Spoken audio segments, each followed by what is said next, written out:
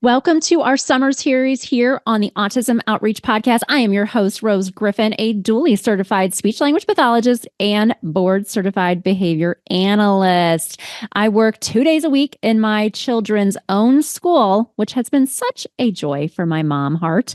And I also run ABA Speech, which is a therapy provider. We provide consultations. I do keynotes, trainings. We have the ABA Speech CEU membership. If you are not in the membership, why? Why are you not in the membership? You should join us. It is an amazing group of people.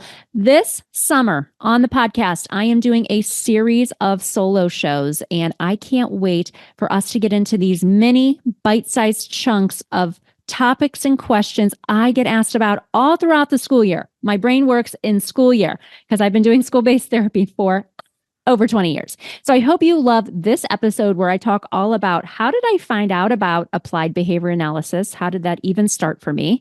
Why did I decide to make this my whole personality, mission, vision in life to use applied behavior analysis and speech therapy to help all students find a way to communicate with the world? And then I logistically break down, how did I get the coursework? What came first? Speech therapist, BCBA. How long did it take? Was it easy? Was it fun? Was it hard? We're getting into all of that today on the show. And if you love these solo shows, if you love the Autism Outreach Podcast, make sure that you take just a second and you go over to Apple Podcasts and leave me a review.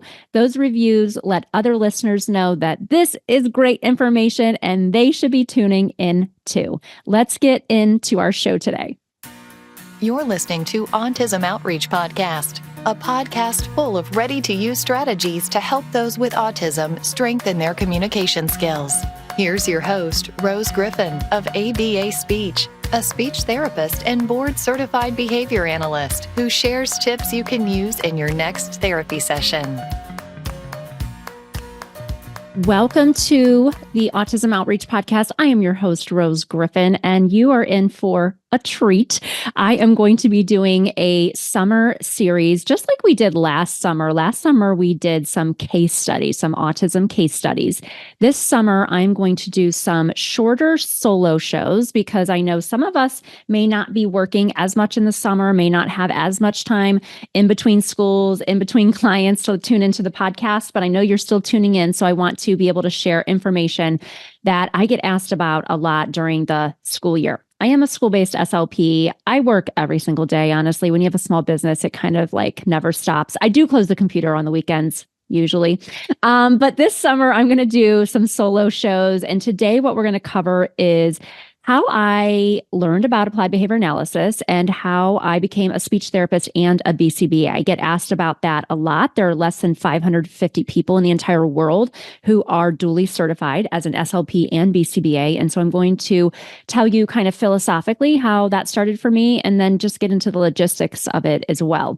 This summer, we're also going to cover what I would tell myself my first year. That's kind of the idea of the series, because if I could go back and talk to 23-year-old me, I have a lot more wisdom now and a lot more experience. So I want to share with you so you don't make the same mistakes that I have over my career. What I would tell myself my first year as a school-based SLP, my first year as in working in an ABA setting or a non-public school, what I would tell myself my first year working with students with AAC devices, because that was really hard for me at first, hard for me to find my comfort zone. We're going to do another episode on what I would tell myself my first year dealing with contentious IEP meetings. Little did I know that would be every single year that I've been a speech language pathologist, probably just because of the districts I worked in and the non-public programs I worked in.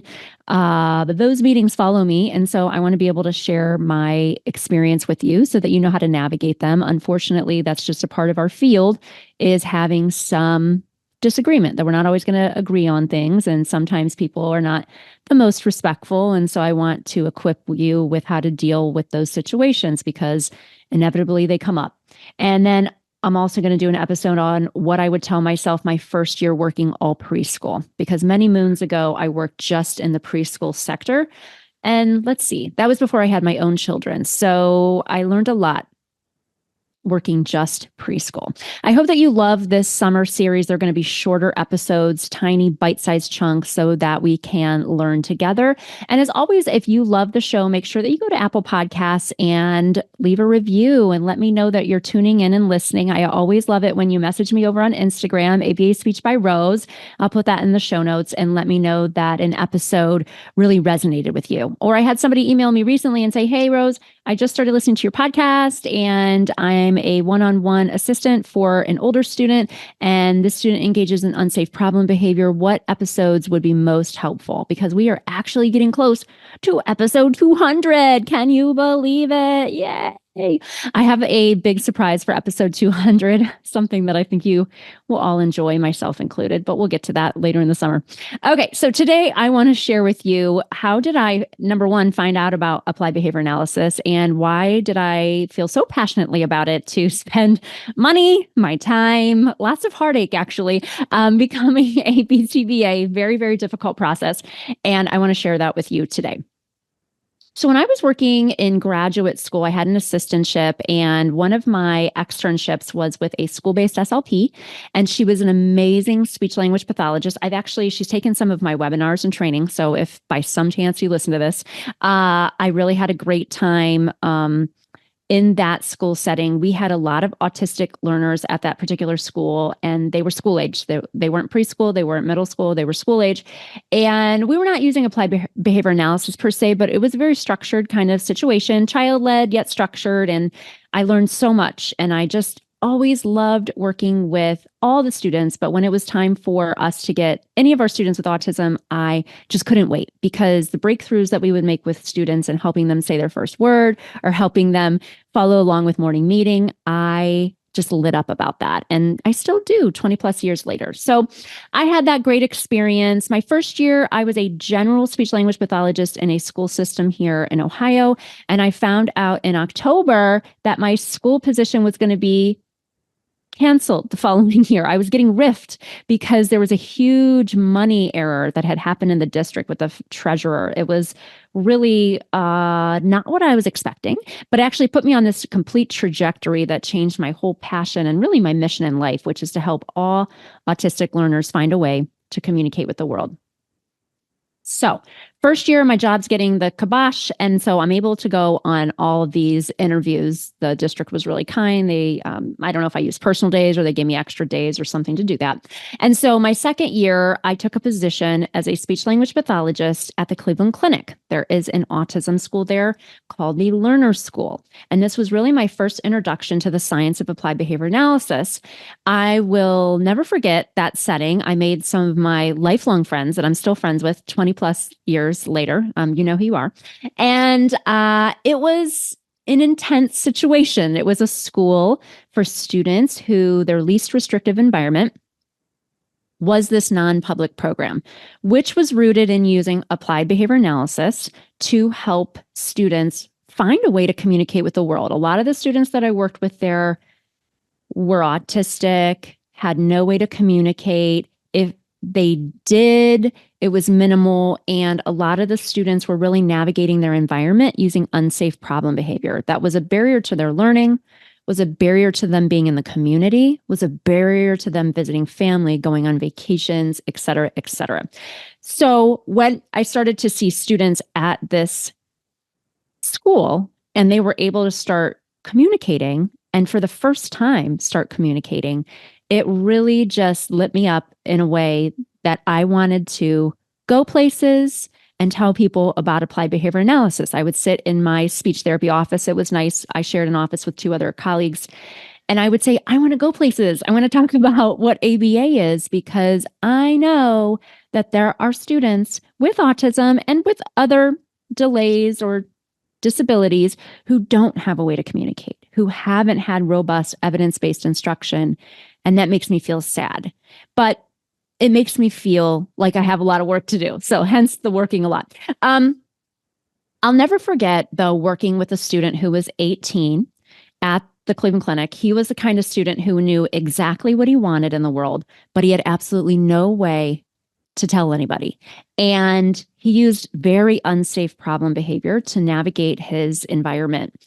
I remember looking over his paperwork before his first session and seeing all of his therapy notes since he was 3.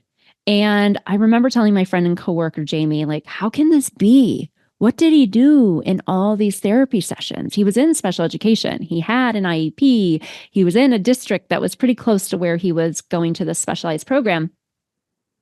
How could they not reach this student? He had been receiving therapy since about the age of 2 or 3. And so 16 years of special education, and he still could not communicate with the world. He didn't use pictures to communicate. He didn't use an AAC device. He didn't really verbalize. He just was navigating his wants and needs through using very unsafe problem behavior. And he was 18. So he was, a grown man at this point. I remember I observed him the first session. And then our second session, we started to work on requesting. I think at the time he was using a tech speak. So we had made him a board and just put some icons on there of things that we thought that he might like and enjoy.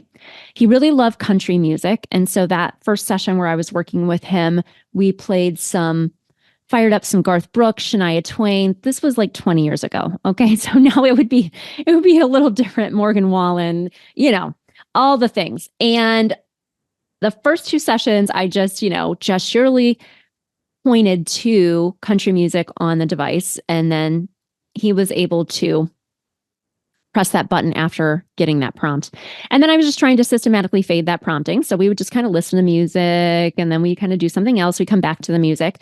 And on the third trial, he was able to use his AAC device on his own to request music, all on his own. It was amazing. And on one hand, that moment filled me with joy. JOY exclamation point, that after 18 years, he was able to communicate on his own for the first time. But on the other hand, it made me feel so sad.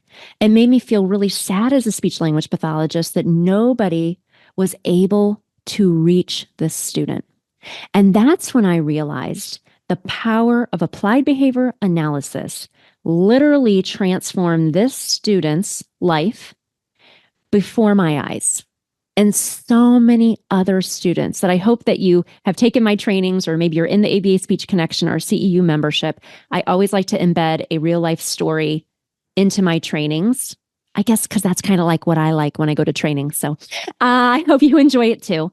But I just couldn't believe, and he was able to start communicating. He was able to start using a device on his own for the first time in 18 years. And I didn't want any other student to have to go that long without finding a way to communicate, because I believe in a world where all students have a way to communicate so that they're able to navigate their environment and to find happiness and joy. We want to find something we love to do during the day. For me, that's speech therapist and BCBA, and being with my family and working out and all those fun things I do for leisure. I want my clients, the clients that I work with, to have that same feeling. And I don't want you who's listening in to ever feel that you're not doing what you should for your students. Or I don't want you to feel frustrated because your students are not making meaningful progress. So I really try here at ABA Speech to help students who are traditionally hard to reach. That is really my mission and purpose here in life. So that is really where I learned about applied behavior analysis, and I was completely hooked. I got married. We moved to Austin, Texas. That's where I met Kelly Rich. She owns Central Texas Autism Center. And I read Dr. Mary Barbera's book. I heard Tamara Casper speak. These are all kind of like my colleagues now. I definitely look up to these. They're all women, which is so cool.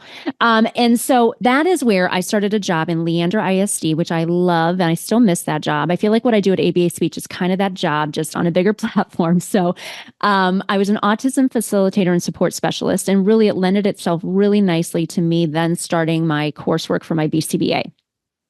So how did I become a BCBA?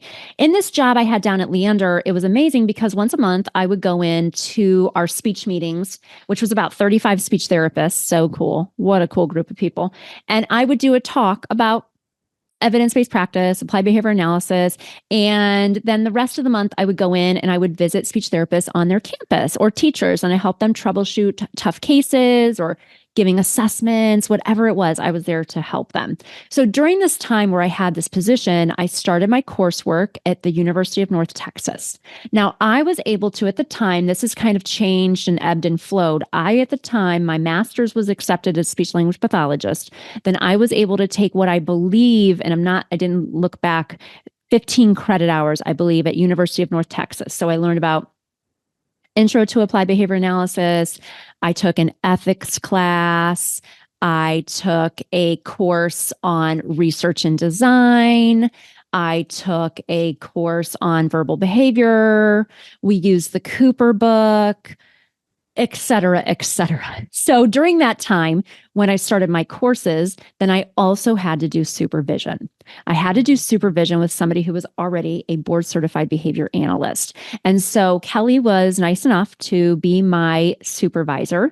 And I was actually alongside another autism facilitator and support specialist, Jenny from Austin as well. She was a colleague of mine, and she was also getting her BCBA. So that was nice because we were in similar positions in the district. There were three of us that had that position in such a big district. And then we were getting our coursework and doing our supervision at the same time. So it was nice to have a buddy to talk about things with, because you're just learning so much information. And for me as a speech language pathologist, just all the vocabulary and kind of the jargon of ABA was very, very hard. So I did my courses at UNT, which were remote. I did my supervision with Kelly, which I paid for out of pocket. That was another thing that was expensive, but I'm glad that I paid for it because I had a really great supervisor. I had a wonderful supervision experience. And we moved back to Cleveland because I wanted to be closer to my family. And so then I took 3 months to prepare for the BCBA exam, which now there are a bunch of different ways that you can study for the BCBA exam. The BCBA exam is hard. It is a test that you have to take to get those 4 letters after your name. And it's scary because you want to pass it the first time. And if you don't, that's okay. You get other chances and tries. I had to go to Kaplan, a testing center, which is always scary too, because you're in this like outside of your element. I remember I took 3 months to study for that exam, and I had my daughter at that time. So Juliana was turning 1. And so I would put her to bed, and then I would get on to the BDS modules. I used the BDS modules to help me prepare for that exam. So the way that I prepared for the BCBA exam is I made myself a study schedule. Now I think BDS has a way that you can do that on their website. I have a great relationship with Joel and Steve and everybody over at BDS. And I would do the BDS modules. I would go through the Cooper book. I read every single page of the Cooper book. The Cooper book is just this very large white book. Cooper, Heron, and Heward are the people who wrote that book, and it's a very large white book. It just keeps getting bigger every single year that I've been certified. I think I've been duly certified 12 years now. But anyway, so I took 3 months and I just read every single page of the Cooper book when I was supposed to in my coursework. And then when I'm studying for the exam, I'm going back, I'm just kind of skimming through the chapters, reading the ending summaries. I'm doing the BDS modules. I created a study schedule for myself. And then I just signed up, scheduled a time to take the test. There were a lot more requirements on when you could take the test and things. Now I think you can take it. It's easier to get a spot to take it. And what was really wild is I remember when I took it, I go into the Kaplan nervous. I take the test in this testing center. And I come out of the testing center, I'm like looking at my Cooper book frantically, like, oh, I missed that, or I got that right, kind of trying to remember to see, did I pass? And I just, I felt good about it. I felt good because I had tried my best. And I didn't find out right away if I had passed. I do think that right now you do find out pretty immediately if you had passed. But I think back in the day, about 12 years ago, you had to wait. You had to wait to see if you had passed. And so I think I got a phone call or I got a number to call, and I called and I passed. And it was like, woo! And then I remember my husband asked me if I was ever going back to school again. I think that was like please don't, because it took a lot of time for me. I had a 1-year-old. I was working full time. Well, I was working 4 days a week. Ever since I had my daughter, I never worked 5 days a week, but for somebody else, I guess. And so it was time consuming. But I'm so glad that I did it because that was 12 years ago. And I feel like it really helped me help my clients in such a very specific way. And now I started ABA Speech 7 years ago, and I started it because I had the idea for the Action Builder cards, my OG product there. If you know, you know. And now I have this platform where a lot of speech therapists will reach out to me about things. BCBAs will reach out to me about things. I do a lot of clinical consultations. We have the ABA Speech Connection CEU membership, where every single month we do an ASHA and ACE approved talk. And if learning together is not the absolute gold standard to help your clients maximize their outcomes and to help them find their voice, I don't know what is. The people that are in the connection is such a wonderful group of people that are excited about learning and excited about taking that information back and transforming their therapy. So becoming a speech therapist and a BCBA is not easy. Am I glad that I did it? Absolutely. Do I feel like I'm able to kind of live my life's work, my mission to help students who are traditionally hard to help? Absolutely. Does that make me feel excited to work most days of the week? It does. And I love being able to help troubleshoot these things with you. The one thing that's been hard for me as a SLP and BCBA is kind of the backlash online about ABA and kind of the anti-ABA sentiment. But the way that I handle that is definitely listening to people's lived experiences. I like to have autistic individuals here on the podcast. We've talked about autism in girls, late diagnosis, masking, all these various different topics. I try to be cognizant of that and having people on and advocacy. I try to have people on who are parents of an autistic individual who are maybe younger, kind of navigating that process. And something that we're doing and we'll have launched by the time that you're listening to this episode is the ABA Speech Connection is now going to have a parent portal where every single month we will have a new tutorial focused just for parents. So our first video is my child has a delay. I think, what do I do? The next one is, okay, now I need providers. What questions do I ask? And we have a wonderful person who is a BCBA and a parent who's raising 3 children.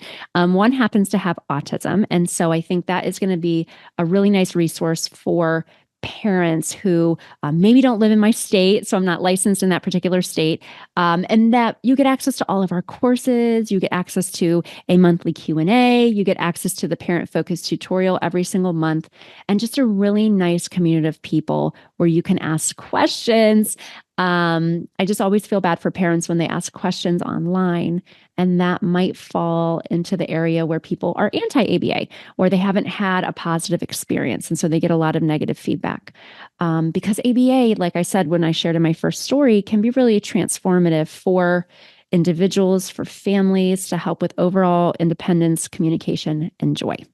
Thanks so much for tuning into this episode of the Autism Outreach Podcast. If you like these solo shows, let me know. Leave me a review on Apple Podcasts. And I can't wait to see you on the next summer solo show. See you soon.